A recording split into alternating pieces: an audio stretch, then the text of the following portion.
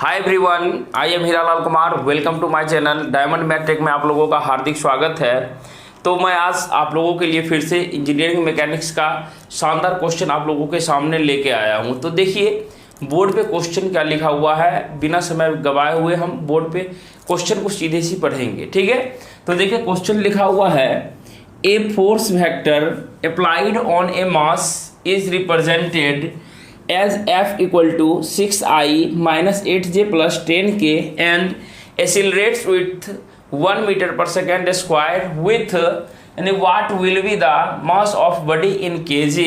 Option A में दे रखा है 10√2 kg, ऑप्शन बी में 20, सी में 2√10 और डी में दे रखा है 10, ठीक है। तो क्वेश्चन को हमने एक बार पढ़ा, कुछ समझ में ना है तो क्वेश्चन को अच्छे से तोड़ के पढ़ते हैं आखिर क्वेश्चन में हमें दिया क्या गया है और पूछ क्या रहा है, ठीक है।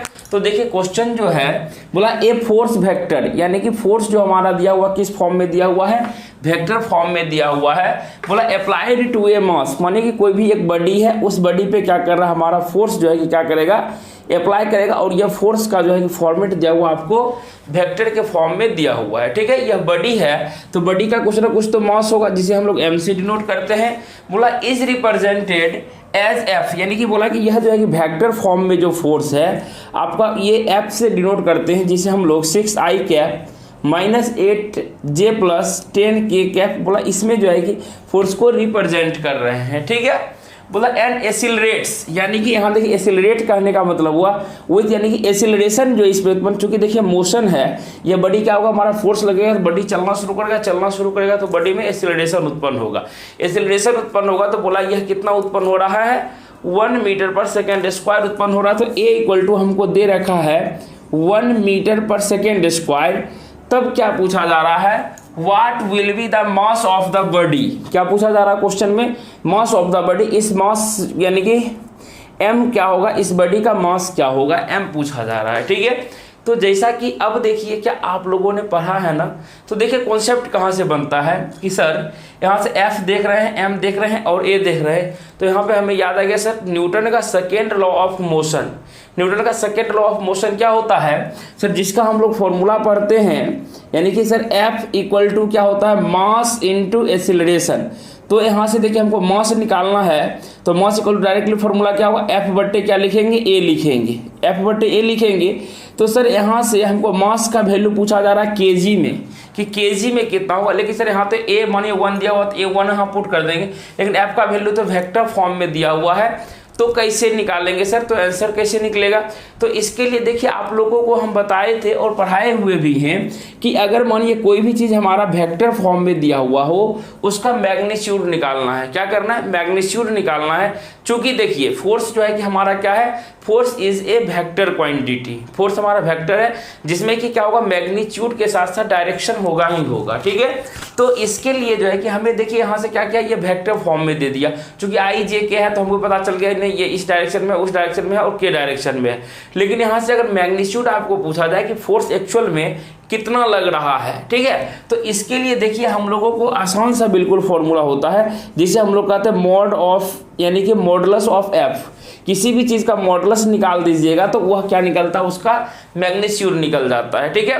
तो देखिए जैसे आई का कोएफिशिएंट कितना 6, तो क्या आप बताए थे, देखिए मैग्नीट्यूड अगर आपको मॉडुलस निकालना हो तो जो भी वेक्टर दिया हुआ है उसके कोएफिशिएंट का स्क्वायर करके अंडर रूट में जोड़ देना है। जैसे देखिए आई का कितना है 6, तो 6 का स्क्वायर कितना हो जाएगा 36, बीच में प्लस। अब देखिए -8 है, जे का कोएफिशिएंट -8 का स्क्वायर कितना हो जाएगा 64 हो जाएगा, प्लस सर 10 का स्क्वायर हो जाएगा 100, सबको जोड़ देंगे तो देखिए वैल्यू निकल जाएगा सर यहाँ 6 4 6, यानी कि यहाँ से चल आएगा √200, कितना आ जाएगा √200। अब देखिए इसे हम लोग क्या लिख सकते हैं सर, इसको लिख सकते हैं 100 गुने 2, यानी कि इसका 10 रूट बाहर निकलेगा, यानी कि सर लिखेंगे इसको 10√2 न्यूटन। यानी कि देखिए ये जो हमारा निकल गया ये फोर्स का वैल्यू निकला, कितना निकला 10√2 न्यूटन, मैग्नीट्यूड इसका निकला 10√2। तो यहाँ से क्या करेंगे, डायरेक्टली यहाँ बैठा देंगे तो फोर्स का वैल्यू सर हम जानते हैं 10√2। अब बटे एक्सेलरेशन कितना दिया हुआ है, 1 दिया हुआ है, एक्सेलरेशन का वैल्यू 1 दिया हो तो नीचे में 1 रखेंगे तो फाइनली हमारा कितना आंसर हो जाएगा 10√2। चूंकि मास है तो मास का यूनिट क्या होता है, केजी होता है, तो देखिए यहाँ से केजी डायरेक्टली लिख दिया है। तो कौन सा ऑप्शन सही है, ऑप्शन देखिए कि ऑप्शन नंबर ए हमारा सही है, तो ऑप्शन नंबर ए को टिक करेंगे। ठीक है, तो देखिए कितना शानदार क्वेश्चन है, बिल्कुल कम समय में क्वेश्चन बन जाता है। इसी टाइप के क्वेश्चन आपके एग्जाम में देखने के लिए मिलेंगे। तो चलिए नेक्स्ट क्वेश्चन की शुरुआत करते हैं।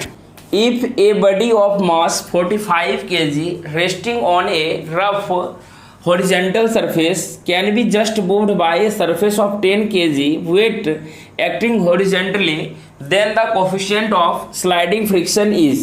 यानी कि सर क्वेश्चन को मैंने पढ़ा, ऑप्शन दे रखा है 4.5, बी में दे रखा है 0.45, सी में दे रखा है बी में दे रखा है 0.5, सी में दे रखा है 0.45 और डी में दे रखा है 0.22। ठीक है, तो यहाँ से मैंने सर क्वेश्चन पढ़ा, तो क्वेश्चन में सर कुछ समझ में आया नहीं, कहा क्या। तो देखिए क्वेश्चन जो लिखा हुआ, बोला if a body of mass 45 kg, बोला कि कोई भी एक बॉडी है जिसका मास कितना दे रखा, मानी ये हमारा बॉडी है, इस बॉडी का मास जो है कितना दे रखा है, 45 kg मास दे रखा है। ठीक है, बोलता है कि resting on A rough horizontal surface, यानी कि रेस्टिंग बॉडी रुका हुआ है मेरा, बोला हॉरिजेंटल सरफेस, इसको हम लोग हॉरिजेंटल सरफेस कहते हैं। बोला कि इस हॉरिजेंटल सरफेस पे जो है कि यह क्या किया गया है, रखा हुआ है, रेस्टिंग पोर्शन में है। तब बोलता है कि can be just moved by a surface of 10 kg weight acting horizontally. बोला कि इस पर जो है कि हम क्या करते हैं, 10 kg वेट लगाते हैं। 10 kg वेट लगाइएगा। देखिए अब आपकी अगर मानिए 10 kg वेट हम लगाएंगे, तो मानिए इधर अगर लगा रहे हैं तो यह क्या होगा, बॉडी मेरा इधर की डायरेक्शन में मूव करेगा। कि सर 10 kg वेट लिखा हुआ है, ध्यान दीजिएगा, चूंकि मास से नहीं खिंचाता, वेट जो हमारा वजन लगता उससे खिंचाता है। ठीक है, 10 kg वेट दिया हुआ, माने आप इधर भी लिख सकते हैं, यानी 10 kg वेट लेफ्ट में भी दे सकते हैं या राइट में भी दे सकते हैं, आपकी मर्जी। लेकिन हमारा जो है कि क्या लगना चाहिए, हॉरिजेंटली लगना चाहिए। ठीक है, तब देखिए क्या बोला गया कि then the coefficient of sliding friction, coefficient of friction को सर हम लोग म्यू से डिनोट करते हैं। किससे डिनोट करते हैं, म्यू से डिनोट करते हैं। तो सर यहाँ से साफ साफ देखा जाए तो हमें म्यू का वैल्यू पूछा गया, तो हम सर एक ही चीज पढ़ते हैं, फ्रिक्शन का डेफिनेशन 9th में पढ़े होंगे, 11th में पढ़े होंगे। ठीक है, और जो है कि हमारा डिप्लोमा में पढ़े होंगे। तो सर हमें एक चीज याद है कि फ्रिक्शन का फॉर्मूला हम लोग पढ़ते थे सर, F इक्वल टू क्या होता है, म्यू इंटू आर। तो सर यहाँ से अगर म्यू, चूंकि देखिए फॉर्मूला हम क्या बोले थे, क्वेश्चन पढ़िए और क्वेश्चन में जो चीज पूछ रहा उसका डायरेक्टली फॉर्मूला लिखिए और तुरंत जो है कि वहां से अप्लाई कीजिए, क्या खोजिए क्या क्या निकालना है आपको। तो सर यहाँ से म्यू इक्वल टू हो जाएगा फ्रिक्शनल फोर्स बटे आर हो जाएगा।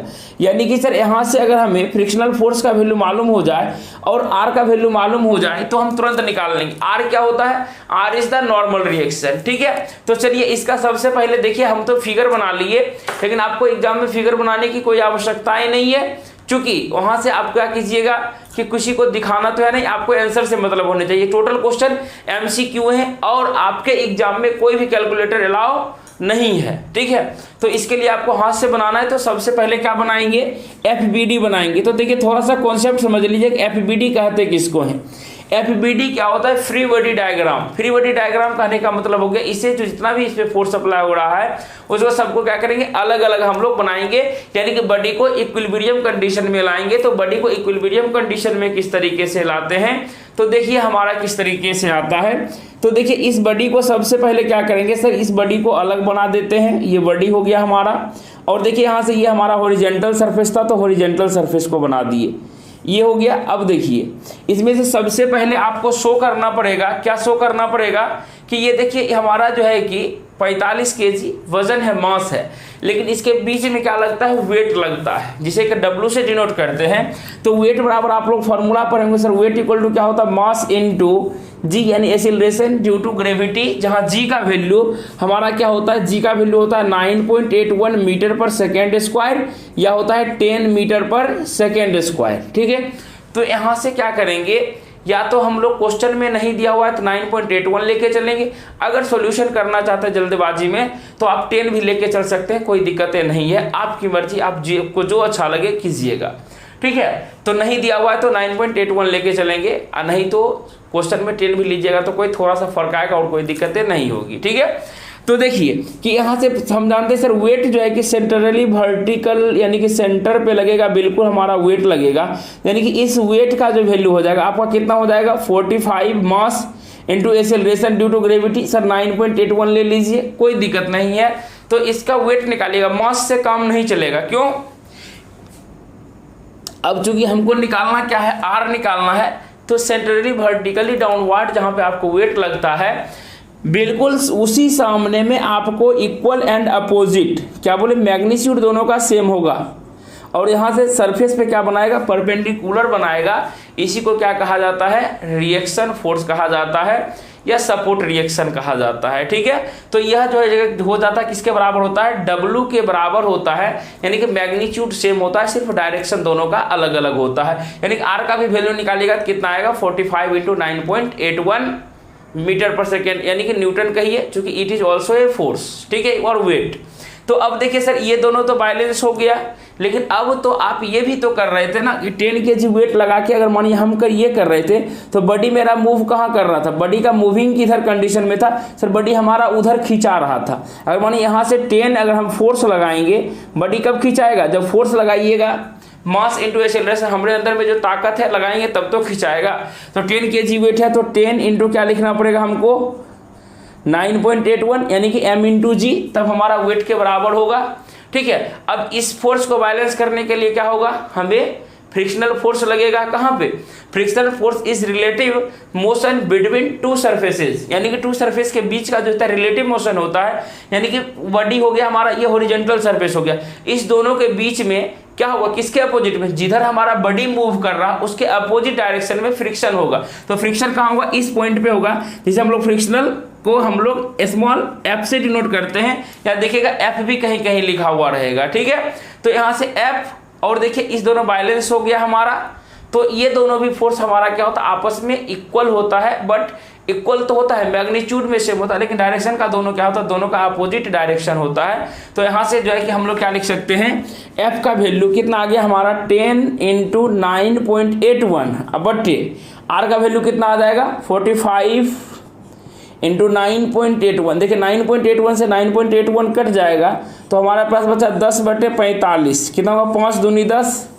5 9 45। ठीक है, अब देखिए 9 को भाग दीजिएगा, दूसरे तो नहीं लगेगा, तो यहाँ पे क्या हो जाएगा 2 0, यानी कि 9 0 देंगे क्या हो जाएगा, 9 दूनी 18। सर 0.2 से स्टार्ट होना चाहिए, तो देखिए 0.2 कौन से ऑप्शन में है सर, ऑप्शन नंबर डी में है। तो इस प्रकार से हम लोग क्या करेंगे, थोड़ा सा बनाए और अपने ऑप्शन को ध्यान में रखेंगे, तो ऑप्शन के अनुसार क्वेश्चन को हम लोग बना दिए। ठीक है, तो इस प्रकार से आज हमने आपको 2 क्वेश्चन बताए, दोनों अलग अलग चैप्टर से थे। ठीक है, अगर आपको वीडियो पसंद आता है तो वीडियो में बहुत अच्छे से अच्छे कमेंट कीजिए और वीडियो को लाइक कीजिए। चैनल पर नए हैं तो सब्सक्राइब जरूर कर लीजिए, क्योंकि सब्सक्राइब करने में कोई पैसे नहीं लगते हैं। बगल में बेल आइकन है, उसको ऑन कर लीजिएगा, ताकि हम कोई भी वीडियो अपलोड करें तो सबसे पहले नोटिफिकेशन आपको मिल जाए।